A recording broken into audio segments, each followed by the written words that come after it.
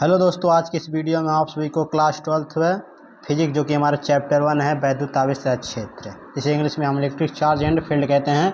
तो इस चैप्टर से हम गॉस प्रमेय के अनुप्रयोग को देखेंगे। पिछली वीडियो में मैंने आप सभी को गॉस प्रमेय के अनुप्रयोग में पहला अनुप्रयोग जो था उससे बताया है, तो उस वीडियो को आप भी नहीं देखे हैं तो इस वीडियो को जाकर देख लीजिए। बहुत ही इंपॉर्टेंट डेरिवेशन वो भी है, उसको भी आप तैयार कर लीजिए। इस वीडियो में हम दूसरा अनुप्रयोग बताएंगे, तो वीडियो को लास्ट तक देखिएगा और चैनल पर नया चैनल को जरूर सब्सक्राइब कर लीजिए, क्योंकि ये बहुत ही इंपॉर्टेंट डेरिवेशन है। आप सभी के बोर्ड एग्जाम 2025 के लिए बहुत ही इंपॉर्टेंट है। तो जो हमारा आज का डेरिवेशन है वो है अनंत विस्तार की समतल आवेशित प्लेट के निकट वैद्युत क्षेत्र की तीव्रता। तो ये है, तो अनंत विस्तार की समतल आवेशित प्लेट के निकट वैद्युत क्षेत्र की तीव्रता में एक टॉपिक आता है जो आप सभी के बोर्ड एग्जाम में कभी काल 1-2 नंबर में पूछ लेता है। इस पर न्यूमेरिकल बहुत ज़्यादा पूछ लेता है, तो इसको पहले देख लीजिए। देखिए, आवेश का पृष्ठ घनत्व। आवेश का पृष्ठ घनत्व क्या होता है? देखिए, किसी पृष्ठ के प्रति एकांक क्षेत्रफल वितरित आवेश को पृष्ठ घनत्व कहते हैं। इसे सिग्मा से प्रदर्शित करते हैं। पहले इसको आप लिख लीजिए, उसके बाद हम बताएंगे अनंत विस्तार के समतल आवेशित प्लेट के कारण वैद्युत क्षेत्र की तीव्रता को हम बताएंगे। तो पहले इसको नोट कर लीजिए, किसी पृष्ठ के प्रति एकांक क्षेत्रफल पर वितरित आवेश को पृष्ठ घनत्व कहते हैं। इसे सिग्मा से प्रदर्शित करते हैं। अब इसका फार्मूला क्या है? उसमें मैंने पिछली वीडियो में पहला था, उसमें रेखीय आवेश घनत्व था, इसमें आवेश का पृष्ठ घनत्व है। तो देखिए, सिग्मा बराबर Q/A, यानी कि क्षेत्रफल Q आवेश है। तो ये आपका फार्मूला हो गया। अब देखिए, आपको जिस तरह आपको पिछली वीडियो में मैंने आपसे बताया था रेखीय आवेश घनत्व में जो आपका था लैम्डा बराबर Q/E, उसको बताया था, तो उसमें आपका Q का मान निकालना था। तो इसमें भी आपका Q का मान निकालना रहेगा। तो देखिए, Q बराबर आपका हो जाएगा, ये हो जाएगा सिग्मा A, क्योंकि ये आपको आगे इसकी ज़रूरत पड़ेगी, तो इसको आप याद रखिए। तो चलिए देखते हैं। और इसका मात्रक क्या हो जाएगा? मात्रक देखिए, आवेश का मात्रक कूलाम होता है और क्षेत्रफल का मात्रक मीटर स्क्वायर, तो इसका मात्रक हो जाएगा कूलाम प्रति मीटर स्क्वायर। अब चलिए देखते हैं अनंत विस्तार के समतल आवेशित प्लेट के निकट वैद्युत क्षेत्र की तीव्रता को देखते हैं। चलिए देखते हैं। तो देखिए, मान लीजिए एक समतल चादर है, बना लेते हैं हम एक समतल चादर।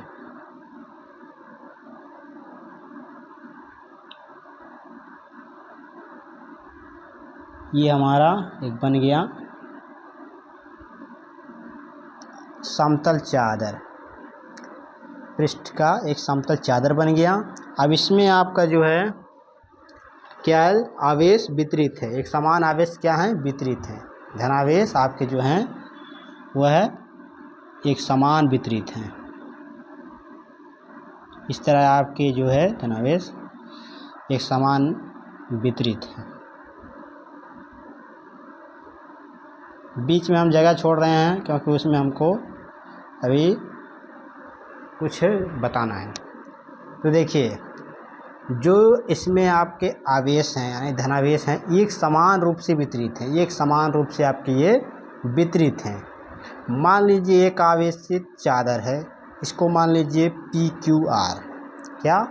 अब देखिए, इसमें आपको नाम देना पड़ेगा। इसको ले लीजिए P, इसको Q, इसको R, इसको S, इसको मान लीजिए PQRS।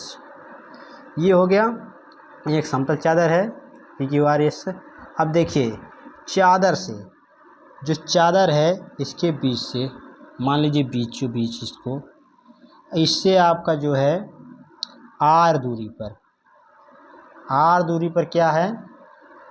R दूरी पर एक बिंदु है। कौन सा बिंदु है? बिंदु है O। बिंदु O है R दूरी पर, जिस पर हमें वैद्युत क्षेत्र की तीव्रता ज्ञात करनी है। ये हमारा R दूरी पर है, कितने पे? R दूरी पर। अब इसमें देखें तो हमारा एक बेलन बन जाता है। क्या? बेलन बन जाता है। इस तरह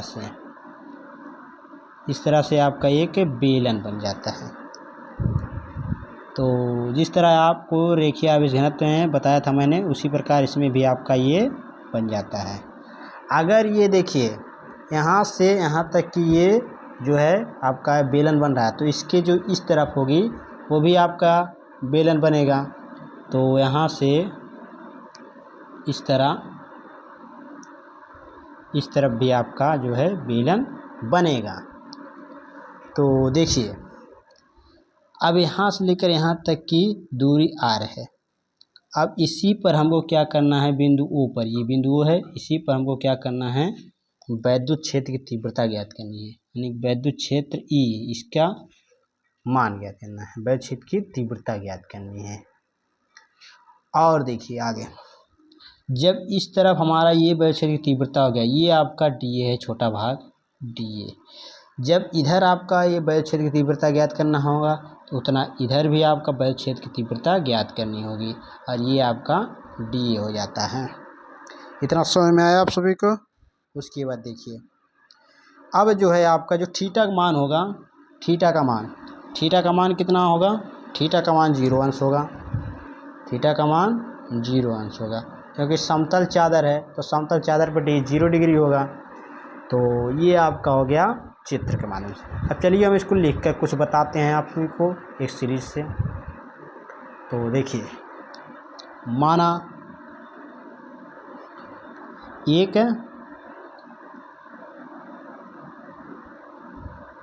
आवेशित चादर PQRS है, PQRS है। इस चादर पर, इस चादर से क्या है, R दूरी पर, R दूरी पे क्या है, एक बिंदु है। कौन सा बिंदु है आप जानते हैं, मैंने बताया बिंदु O है, बिंदु O है, जिस पर हमें क्या करना है, जिस पर हमें वैद्युत क्षेत्र की तीव्रता ज्ञात करनी है, जिस पर हमें वैद्युत क्षेत्र की तीव्रता ज्ञात करनी है। तो हम क्या करेंगे, लिखेंगे गॉसियन पृष्ठ कहिए आप फिर बेलन कहिए। चलिए हम बेलन, गॉसियन बेलन कह देते हैं, सबसे आसान है। गॉसियन बेलन के दोनों तरफ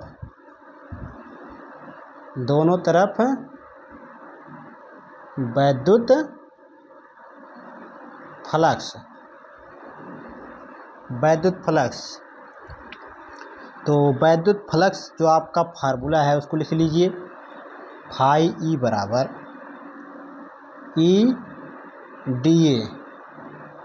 EDA होगा। तो इसका आपका दोनों तरफ बोला है ना, तो दोनों तरफ यानी एक प्लस लग जाएगा, EDA। ये आपका हो गया दोनों तरफ गॉसियन बेलन का वैद्युत फ्लक्स। चलिए आगे देखते हैं। ये है आपका जितना ये होगा उतना ये भी होगा। तो देखिए फाई E बराबर हो जाएगा आपका, फाई E बराबर, अब देखिए एक फार्मूला होता है, फार्मूला मैंने आप सभी बताया था, पहले इसको लिख लेते हैं।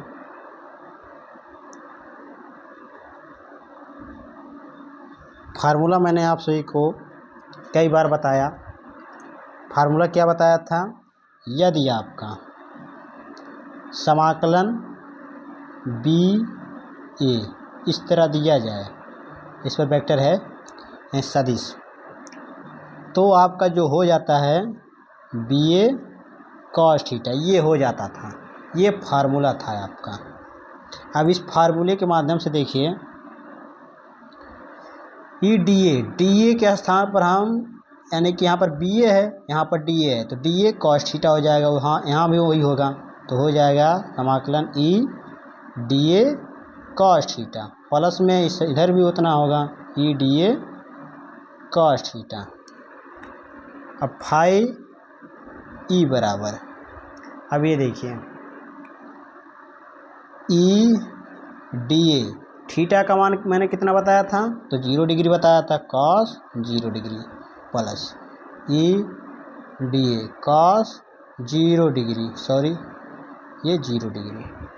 अब देखिए cos 0 का मान कितना होता है, आप सभी पता होगा, पढ़े होंगे तो क्लास 10th में। तो EDA इसका मान होता है 1, तो 1 का गुणा इसमें करेंगे तो इतना ही आएगा, फिर प्लस हो जाएगा EDA। इतना समझ में आया आप सभी को? चलिए आगे देखते हैं, समझ में आ गया होगा। फाई E बराबर, अब E बाहर हो जाएगा, बचेगा क्या, DA, प्लस इधर भी बाहर होगा, यहाँ हो जाएगा DA। इतना समझ में आया आप सभी को?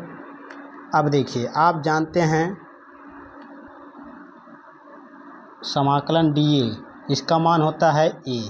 यदि यहाँ पर x होगा, मान लीजिए dx हो, तो यहाँ इसका मान हो जाता है x,